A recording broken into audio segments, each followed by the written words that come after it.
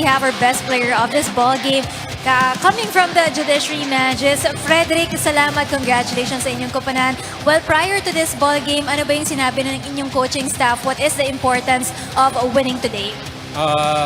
Pine-prepare lang kami nila coach sa incoming na quarterfinals. Kaya yung mindset namin kailangan kahit yung mga games na yung later games kailangan i-push pa rin namin yung mga sarili namin. So what can we expect on your next game? You still have one more game in this first round against the GSIS. Ipapanalo nyo ba? It's a sure win ba para sa inyong koponan? Itatry namin ipanalo, siyempre. Ipupush namin yung mga sarili pa rin namin kasi para nga sa quarters, maganda yung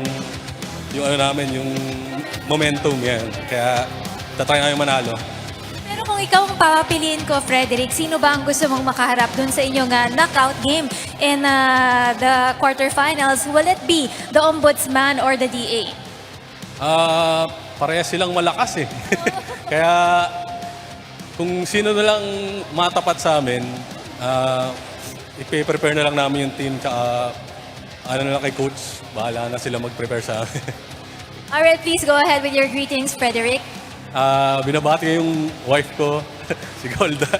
Yung anak ko, si Daphne, Gavin, si Dylan. Yung boss ko, Boss Jun Barredo. Thank you. Next-excuse po kami ngayon. Si Carlo Lozano, si Jeromel Serrano, si Sheriff Bert ng Branch 78, Malolos, si Ashley, Tito Sals, tsaka Tita...